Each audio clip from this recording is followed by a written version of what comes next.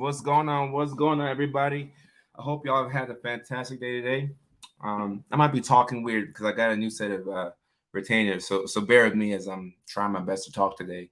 But this is the late night show with Dr. Kojo. I'm checking in live from what was a rainy day here in Southern California, in Los Angeles, California. So we have a very exciting topic to talk about today, and ah, I can't even talk.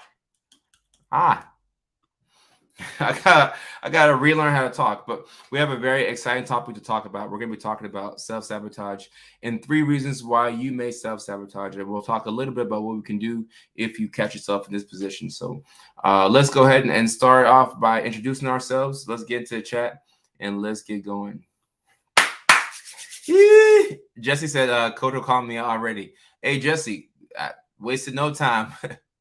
Kendra, what's going on? Kendra's one of the moderators, by the way. So y'all say hey to Kendra. You got Virginia from maybe Virginia, but Virginia House. We got Kristen from New York. Roll Tide. Y'all, it's like y'all know what to say to make me happy. What's good, fam? Anthony, how you doing? We got Anthony in the house. Future dentist in the house. Okay. We have Love from Ireland. Wow. Gina, thank you. Wow. Wow. Please been self-sabotaging so much here lately. All right, hey, we're gonna talk about it. Roll Tide from Alabama. What's up, Chrissy? Or Kirsty? My bad. I know you've been getting that your whole life. People saying Kirsty because they're trying to read so fast. My bad. Kirsty. Love from Denver. Love from Arizona. We got love from New Hampshire. I said New Hampshire. Texas in the house. Tuscaloosa in the house. Tiana, what's going on? Doing good. Come on. Hey, Anthony, I appreciate you. Thank you so much. We need more guys around here too. Speaking of guys, looks like the guys are in attendance tonight. Blake, what's going on? Awesome.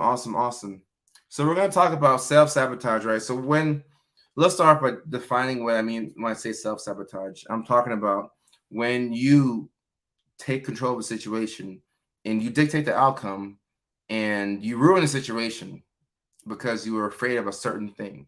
And you can self-sabotage. A lot of times we do this in relationships. A lot of times you might do this with different friendships, and there's a fear. If you look at all the situations where people are self-sabotaging, right? I've done this before many times in my life, and there's a good chance that you may have done this before. When you look at all these different situations and you look at the common denominator, there's a certain level of fear there, right? But tonight we're going to talk about why you're afraid of certain things and what's on the other side, right? If you were not to self-sabotage, what would be on that other side of the situation? We're going to talk about all that tonight. Man says, I go by my middle name, Amanda from Texas. Y'all can call me Lauren. Gotcha, Lauren. Gotcha. And Randall says, I do this all the time. I hate it. Look, so the first step is you got to be nice to yourself, right? You have to give yourself the space to mess up. We're going to self-sabotage. Like, it's just going to happen. Like all of us who are sitting here right now, we're probably going to do this more. You're probably going to do it sometime in the future. So instead of trying to be like, oh, I don't want to ever self-sabotage, it may happen. But if we can minimize it, as long as we're moving in the right direction, that should be more important than the speed, right?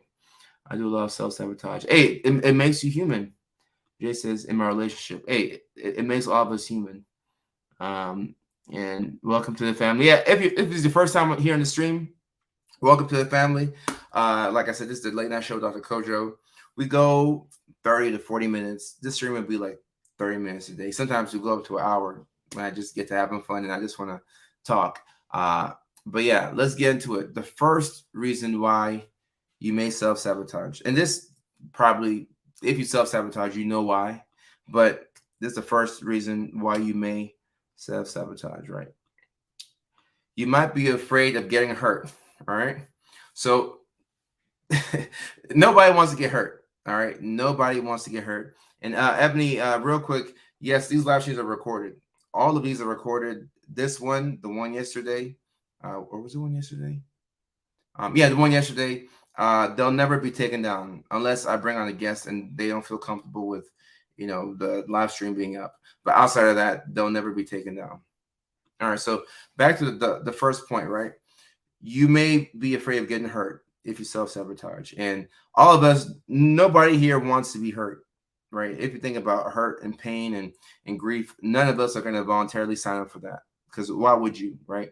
I don't know a single person in the world who would want to sign up for pain, especially emotional pain, which I think is worse than physical pain. But when you self sabotage, you may be afraid of getting hurt to the point where you ruin the situation, And like I said, nobody wants to get hurt, but some of us really, really, really, really fear getting hurt to the point where you will avoid things that could be potentially good for you. And it becomes a problem when a situation passes you by and you're like, damn, if only I would have, not impulsively broken up with so and so or just quit my job or, I was afraid of getting hurt, and there's nothing wrong with being afraid of getting hurt. But when you allow that to dictate how you move in life, it can become a problem because you probably did not want to self sabotage, but you did that to protect yourself, right? You have to understand that we do these things to protect ourselves because nobody can look out for us as well as we can look out for ourselves. But at the same time, it is helpful to go out there and get help, and there are people out there who care about you and want to help you, whether it's a professional like me or whether it's a friend. But because we are ourselves, right? We are in the driver's seat. Like we're the main character in our own story. So naturally, you're going to be able to take care of yourself better than anybody else can take care of you. And this goes for if you have the best doctor in the world, or if you're married, or if you have a lot of friends, you are your own best advocate. So you're probably self-sabotaging because you want to protect yourself and you're afraid of getting hurt, right? So it's very important to understand that. And let me see what Katie said. Katie said, "Is self-sabotage?" Ooh, good question right here. Yee. Before I could even read the question, I'm like, "Ooh, this is a good question." Is self-sabotage heavily associated with ADHD? I feel like my sabotaging behavior is so impulsive. So, Katie, it's funny that you mentioned that because if you look in the DSM-5, right, there's nowhere in there that says, oh, part of the criteria for ADHD is like self-sabotage, right? It's not in there. But I do believe that there's a strong link, because with ADHD, you also see this in bipolar disorder and also for people who have personality disorders, right? Like borderline personality disorder. You see this impulsivity where you get this thought, you get this idea, you run with it before you can even think it all the way through, right? So if you're impulsive, or whether you have ADHD or not, but if you have an impulsive nature of going about doing certain things, then the likelihood that you get to a situation where it's easy to self-sabotage, right? And the only other option is to go out there and be vulnerable and put yourself in front of this new thing. The likelihood is that you're probably going to self-sabotage. So I personally, I think that there's a link between ADHD and self-sabotaging, but I don't have like the physical evidence to show you, right? Because we go off of evidence-based information around here. But I believe, if you ask me, that there is a strong link between the two. And Callie says, currently doing this in my relationship. I know I'm doing it, but I have years of past relationship trauma and I'm afraid of it happening again. So Callie, it's as if it's as if you were reading the notes as I was compiling this live stream. But yes, past trauma will definitely do this to you, and that's why I tell people all the time, like life is both beautiful and traumatic at the same time. Like it can be both, right? So as you go through life, you're going to pick up trauma. You can't really avoid it. And when the body cannot resolve trauma, it's going to follow you around like a shadow. And it may lead to self-sabotaging behaviors, So that's why it's important to address the trauma as best as you can, right? As best as you can.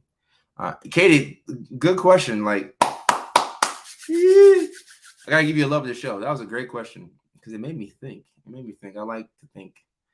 And Ira Von Chari, documentary bipolar disorder. I was just wondering if ADHD and bipolar coexist more than we expect.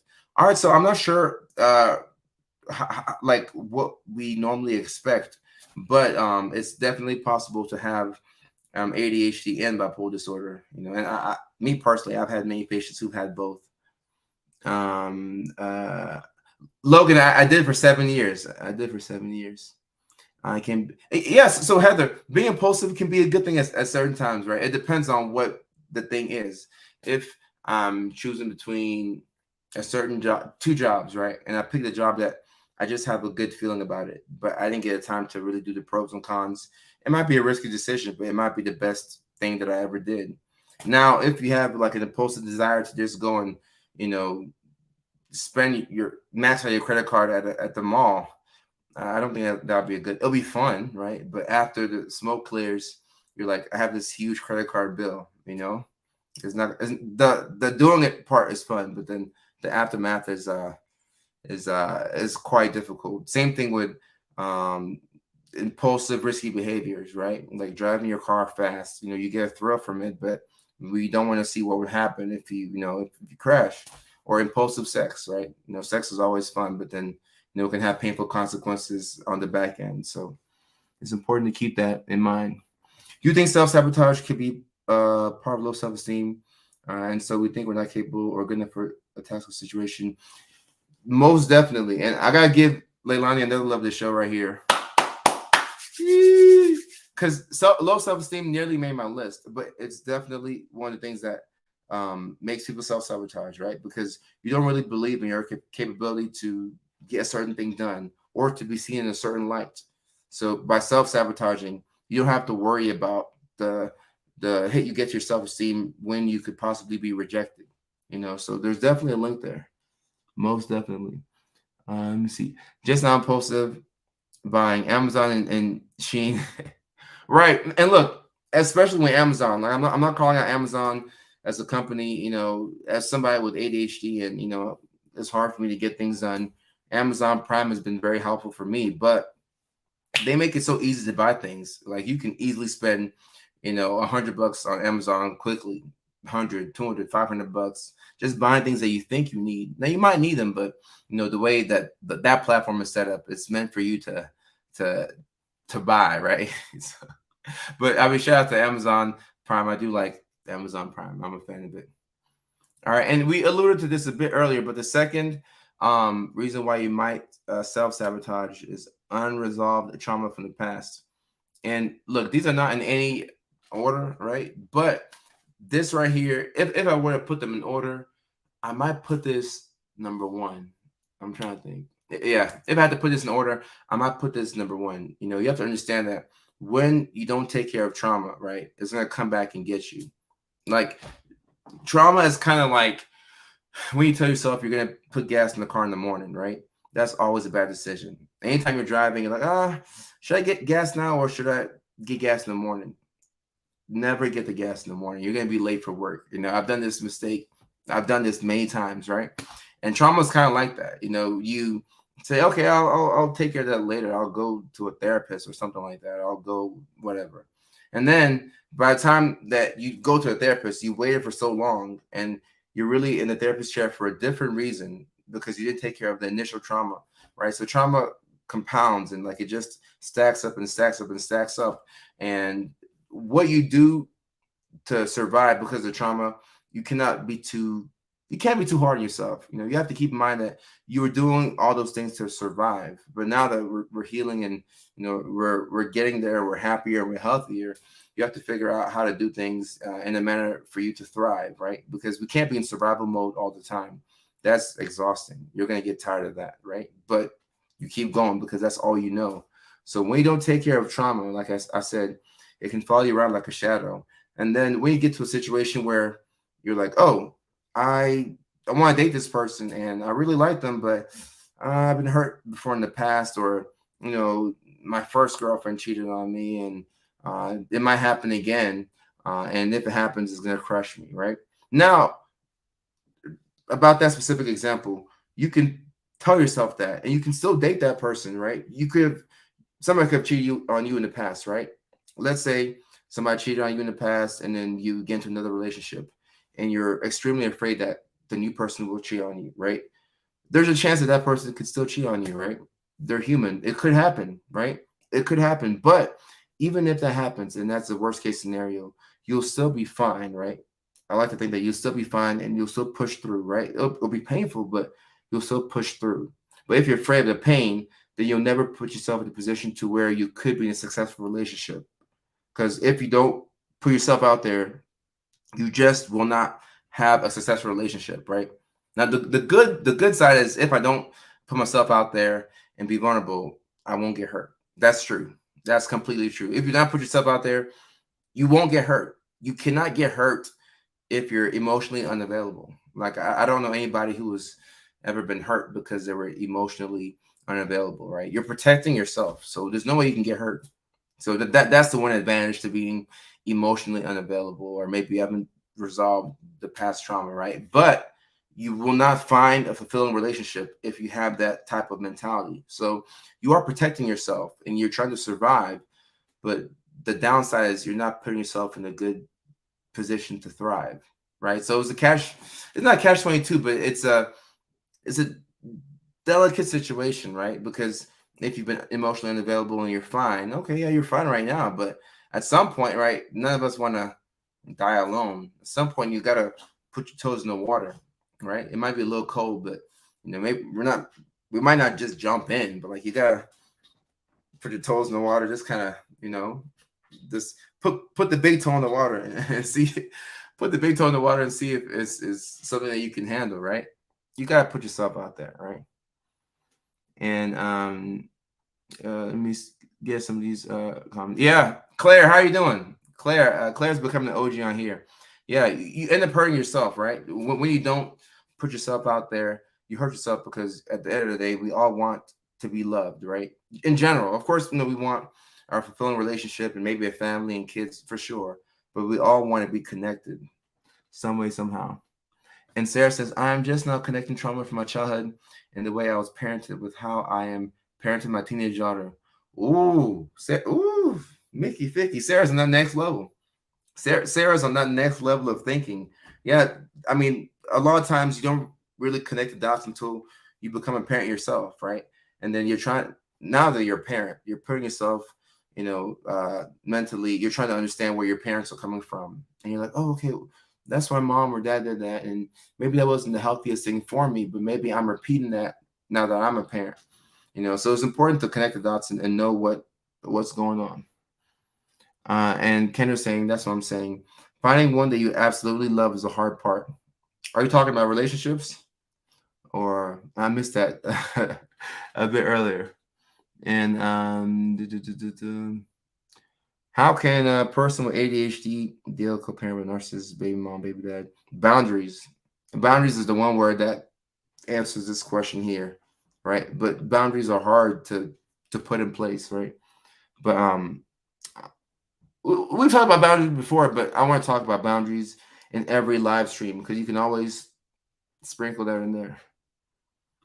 Maria says, "You hurt me. You hurt you hurt yourself." Yeah, I like that quote. You might. Oh yeah, Christy, for sure. Meditating is powerful. I'm a big fan of meditating. I'm a big fan. And so KL Morrison, yes, a lot of times with BPD, I do see some unresolved trauma. Well, actually, a lot of unresolved trauma. Um, I've seen that as a common denominator in my patients who've had BPD. So when, and especially with borderline personality disorder, because when I think about it, you look at some of the symptoms or the signs. You can have avoidance, you can have, some transient paranoia from time to time. You can have a fear of abandonment, right? And if you have a fear of abandonment, then it's like you probably will self-sabotage to protect yourself, because if you're afraid that they're going to leave, like I'll just leave first, so that way you can't leave me. Let me leave you before you can leave me. Let me cheat on you before you can cheat on me. At least that way I have the control, so I'm not saying that that's how everybody with BPD is, but you could see that. That last sentence that I said is important because you don't want to generalize a certain population all because they have one condition. What is it? BPD is borderline personality disorder. And by the way, I'm not a fan of like the name of personality disorders, but I haven't thought of an alternative. And I don't think that the people who are going to write the DSM-6 are going to reach out to me. But if they did, I'd change BPD to a different name, and I would change ADHD to a different name as well. But I mean, I got to think of some names. But I mean, I doubt that they're going to let me pick the name. So why am I even thinking about it? It was good, mate. That one's for you. And Sarah says, took me years to learn to set boundaries. Now I look like the jerk to some people that are used to overstepping part of it. Yep.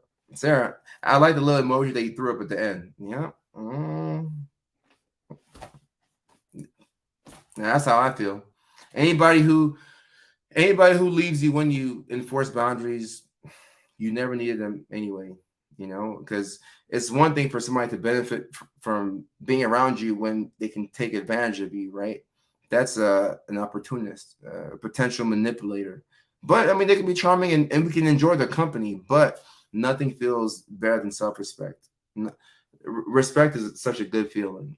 Like I would argue that all of us want respect more than money, more than sex, or more than any type of dopamine, bringing activity, because respect, it just feels good. It's necessary for your self-esteem. Meg says, I'm curious, can unhealed trauma come from a place of work? I'm struggling to re-enter traditional work environments after a really awful management experience, especially in regard to some issues I recently found out were due to me having ADHD. Oh no, Meg, you can definitely have trauma or unhealed trauma from your work environment. In fact, I think a lot of people experience traumatic events at work, right? Now, you don't have to be a nurse or a doctor who, you see people die every day, so you have to call the eye bank and you have to do organ donations and all that. I mean, that can be traumatic, but you could be an engineer, you could be a custodian, you could be a bus driver, you could have any occupation, and maybe your work environment is so toxic to where you're put into a corner where you're like, all right, I want to quit this job for my mental health, but I don't want to be broke. And the longer you have to be in that situation, you're just picking up trauma. You're just picking it up. It's kind of like you're collecting it like infinity stones, and we don't want to do that, but sometimes that's the decision that we're forced to make. Kendra, I'll think about that. I'll think about that. But hopefully, I mean, hopefully enough people show up at the beginning of the live so that way they can get the dance. Monica King, shout out to Monica. I appreciate you. I'm happy that you've been able to catch a live stream. It's always cool when people get to catch a live stream while it's live, right? There's nothing wrong with getting the playback, but like live is like it's 172 people on here right now. Like that's super cool. And Kathy says, yes, respect and happiness is more important than large. Oh, yeah, for sure. Kathy, I'll take respect over money any day. Yeah, because you can have no money and still feel like I feel like I'm loved, like I'm worthy, like I'm capable, right? And you can have a lot of money and still be empty inside. So I'll take respect over money. Respect doesn't pay the bills, but it's a great feeling. All right. Now I got the third reason why people may self-sabotage, right? And I talked about it a little bit earlier, but let me drop this bullet point in here. So the third reason why people might be afraid of what could happen in self-sabotage is you may have a desire to be in control of the situation, right? Like I mentioned earlier, if you're, let's say you're dating somebody and you like them. I think I posted that video like what, 10 minutes ago, or maybe like 20 minutes ago before the live stream, 25 minutes ago. I posted a video about self-sabotage, right? And I was talking about why people might self-sabotage before a potential new relationship, right? Keep in mind, let's say let me use myself. I might be able to paint the picture a bit easier for y'all. Let's say actually let's make it real. So my last relationship was what, 2020. All right. So my last relationship was 2020. Let's say that I want to get in a relationship now, but I'm afraid of getting hurt, right? If I'm afraid of getting hurt, then I can go out, I can go on a date, I can get to know her, do all this stuff. But at some point, you're going to reach like this wall where it's like, all right, I can't progress any further because it's going to require me to be, vulnerable and open up. And if I open up to a certain point, then that person has enough of me to hurt me, and that person can hurt me, right? So how do I gain control of the situation? Because when you're entering into a new relationship, you can't really control it, right? Kind of like a group project. If both people don't do their parts, it's just not gonna, it just won't work out, right? So probably the only way to really control the narrative in a relationship is to take things into your own hands, right? And it feels good when we're in control of things, right? It feels good to self-sabotage. Like in the moment, it feels good, right? So that could be me meeting somebody and saying, oh, maybe I'm gaslighting them, or maybe I'm, you know, self-sabotaging by telling them I don't have time to spend with them, or maybe I'm doing things on purpose to get them to break up with me. These can all be different forms of self-sabotage, and in each one, I was able to control the narrative. I was the one who made you break up with me, so it's really me who got to choose the outcome of the situation. The downside is that the outcome is like it's a bad one, right? You didn't get the chance to get to know the person, but at least I was in control, right? But at what cost? That's the key thing here. Like, what's the price that we're willing to pay? And when things come from a place of fear, that's not a good way to navigate. It's going to come from a place of love, a place of vulnerability, right? But keep in mind, when we do this, we can get hurt. We could be hurt by people that are close to us. Your own family could hurt you. Somebody that you've been married to for 10, 20, 30 years could hurt you. Like, that's life, right? But that's the cost that we pay for putting ourselves out there. But in a weird way, it's still worth it when we do that. Let me get some of the comments here. Single, me too. I'd be able.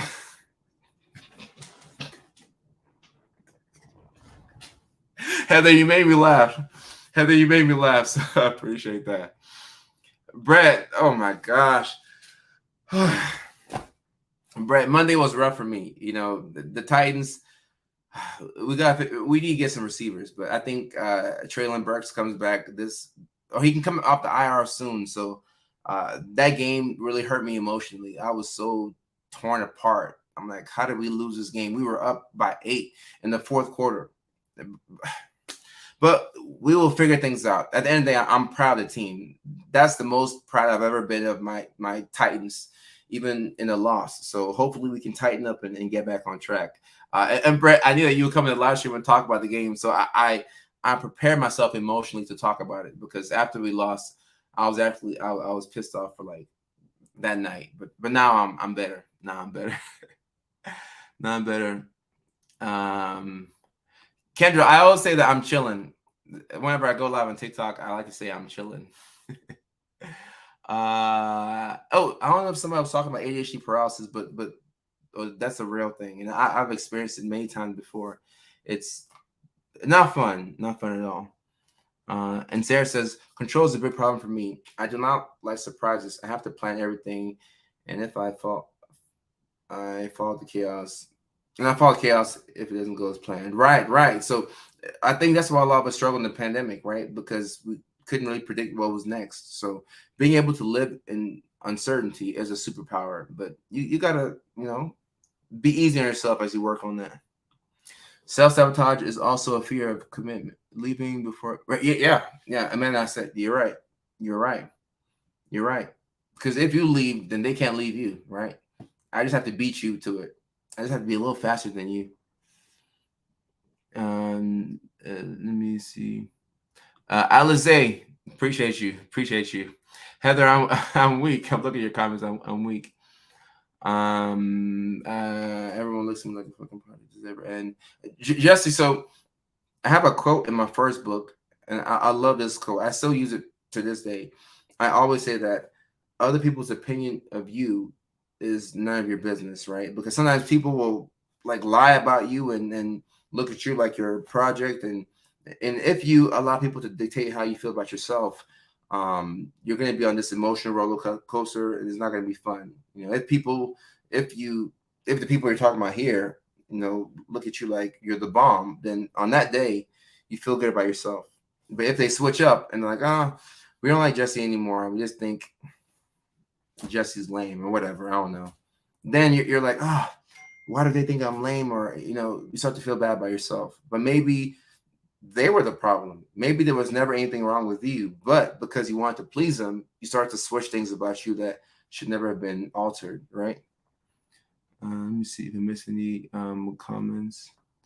How do you all get in go mode to break that. I feel it's self-sabotage max. Constantly disappointing myself over it. All right, so here's the thing. So we talked about the 3 reasons why people may self-sabotage, but you have to start small, right? You have to start small. So Kristen, let's say you've been self-sabotaging all week or all month, right?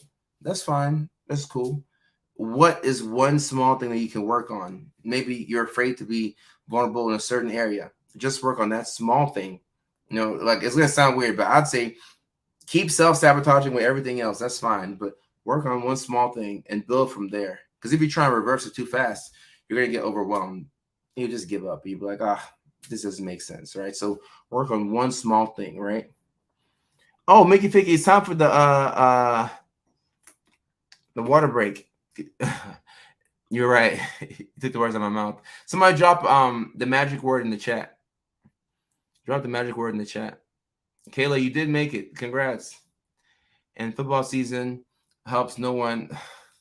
So football season, right? Like that's why I'm up and I'm screaming and I'm kicking during the game because I can't control the situation. But I mean, if I could control it, I would have flown to Kansas City. I would have put on pads. Like if Malik Willis threw me the ball, I would have caught it. I would have caught. Like they should put me in the game because I would have made some plays. I like to think. Ooh, all right. So actually, let me answer this real quick before the water break. But sometimes, not everybody wants to text me all of a sudden when I'm on live stream. How do you feel safe living in uncertainty?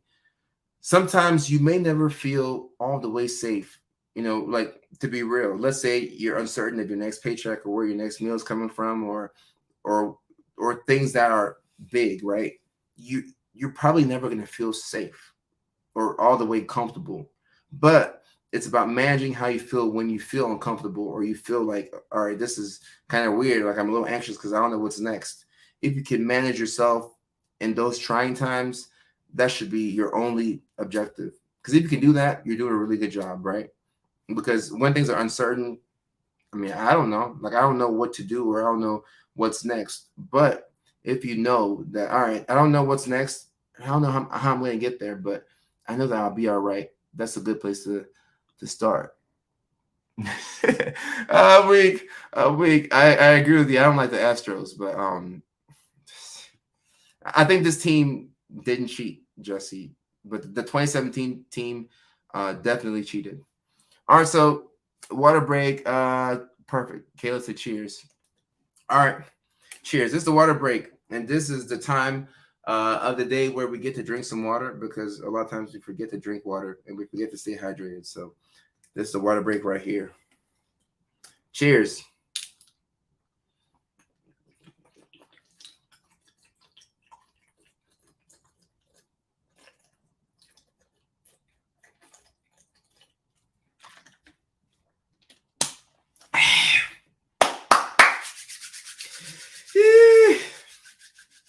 I was thirsty AF today.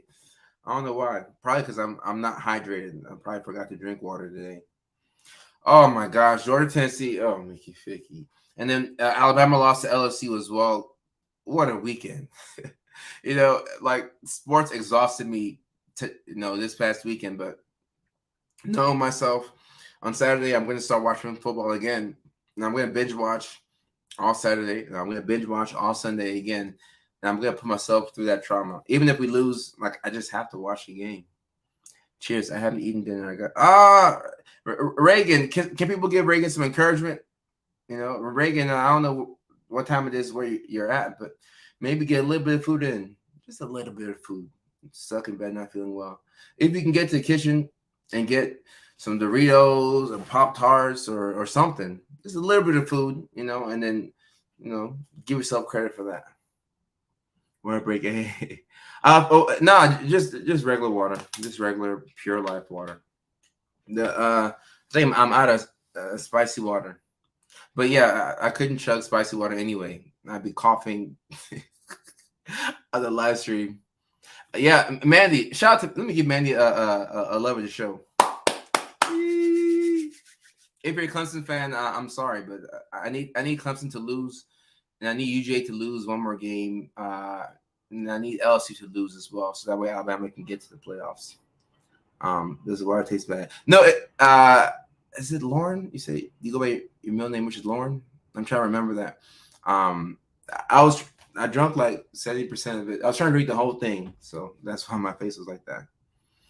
All right, and let me answer this question real quick before I that was an intense face before I uh get off. Any series? Or actually, let me answer this first. So, Christy, I've been trying to watch Breaking Bad as of late. I got to like the first two episodes. It's pretty good. I know it's an old show, but I like it. I mean, I don't really watch TV. I was in school for so long. I'm just now learning how to watch TV. So I want to finish Breaking Bad, and after that, um, I'm not sure. And I'll take some suggestions as to what to watch next. Kinsey, I'm doing good. Thank you for asking. And let me ask this question because this is a important question. I just want to ask how to stop suicidal thoughts happening from time to time. So, Chloe, SJ, hmm, you know, I at one point I tried to erase my patient's suicidal thoughts, and I mean, for some of them, we're able to put them on medications, whether it was something like a lithium or clozaril or something that, or antidepressant, something that helped them not feel suicidal. So sometimes meds are helpful, therapy can be helpful, but I want to mention this: there are some people who live with chronic suicidal thoughts. And I'm not sure if you're one of those people. I'm not saying that you are, but some people live with chronic suicidal thoughts. And if we can get to the point where that person has those suicidal thoughts, but they're like, okay, all right, I'm aware that now I'm having these thoughts. Okay, but I don't want to do this, but that's just how I feel. Then I'll take that as a win. That's a touchdown. That's a big W because you had the thought and you're like, okay, I have this thought. It's a bad thought and it's a permanent thing and I don't want to do it and I won't do it. But I had the thought and it came and it went. If you could do that, like that can be a life saving measure right there because some people just have the chronic suicidal thoughts, and I'm not saying I'm the best doctor in the world, but like I thought at one point you can get rid of it, but not for everybody, right? So we'll take those small wins, when we can get them, and then we'll build off of that. So all right. Oh, let me see. No, let me see. Get just one more. Sorry, one more. I said I was number one more. Jamie Williams will ask some advice. Thank you, Leilani. I'm struggling with self-sabotage, and I think it's because of the impossible expectations of my ex. I was never enough, and he belittled me for everything that I did. Celebrate my failures and downplay my success. Well, good thing that person's an ex. Now it's about to cause me to lose my job. I'm always late. I'm on the final warning about adherence, and I try so hard, but continue to struggle with it. And I know it's self-sabotage. So what do I even do to change? What I don't know what to do. All right, so Jamie, sorry to hear that, and I'm happy that you're past the situation. So that's encouraging. But this is what I'll say. So now that you've been in a situation like that, you know what to not look for moving forward. That's great. But when you have look for anybody who has a lot of problems all at once, right? I have a couple of problems right now. Like my car registration is like a month or two late, so that's a priority for me. I got to take care of that. But when you have all these problems at once, think of what's the most pressing. So Jamie, out of what I heard, the most pressing is that you can't lose your job, right? So if you have to drop the ball in other areas of life, or if you have to take a break from dating, and you have to kind of like, just take a break, nothing wrong with that. We have to make sure that we can take care of the priority thing first, So I will put the majority of your energy into keeping your job, right? You're on that final warning. And the worst thing about that is you're going to be naturally anxious, right? What if I'm late? Or what if, you got to pick up the kids or we have to do something for your parents, right? It can be difficult to just not feel like you're walking on eggshells. So put the majority of your energy into that. And even if you lose your job, right, still tell yourself that, hey, I'll be fine, right? Tell yourself that you're going to have the abundance mindset. That mindset is one of the best things that, I wish we could all adopt. I'm working on that myself. The mindset of, oh, somebody I dated wasn't good for me. No, I'll find somebody better for me. If this job lets me go, I'll get a job that's better for me, right? But the most pressing thing is putting energy into making sure that you don't lose your job because we need our jobs. so we can, eat and pay our bills and so on and so forth. So I'm happy that I caught that. Breaking Bad is so good. Watch Camino the Post. I don't know what that is, but let me just take a picture of it. I'm gonna have to Google that Camino the Post series. I have no idea what that is. And yes, so I gotta get up and take care of some emails, but I will definitely do a giveaway. My new book comes out December 6th, so I would love to do a giveaway and a book signing. I like, if I was a superhuman, I would set up meet and greets and all this stuff, but that stuff is coming in 2023. But I'll definitely get some books and give them away. And to be honest, the hardest part about a giveaway or a book signing for me is not the signing of the books, and it's not getting the books, right? I can call Simon & Schuster and they can ship me copies of the book like tomorrow. But the hardest part for me is going to the post office to ship off the damn book, and it sounds weird, but like that's very clearly an ADHD thing, right? Like I can spend an hour or two listen to my favorite music, sign the book, boom, boom. But to get up and to go to the post office and to ship the books is the hardest part. But I mean, that's what I have a team for. So you got to delegate and get these things in order. So I'll be looking forward to doing that. So, and real quick, when I said transient paranoia, I was talking about, it's paranoia that comes and goes, right? It's different from like psychosis, which is kind of more, it kind of stays for a sustained period of time. And when I said this, I was talking about a possible symptom of BPD. So I just see a no comment. I'm perfect. All right, so I gotta go, y'all. But this is a great live stream. And today's what, Tuesday. All right, so we have at least one more show Thursday this week, and I've been promising shows and I haven't been able to show up for it. So what I'm probably gonna do is I'm probably gonna if I do an extra show, I'll just surprise y'all. So that way, instead of disappointing y'all, I can like surprise y'all. And Carl, thank you so much for coming on the stream.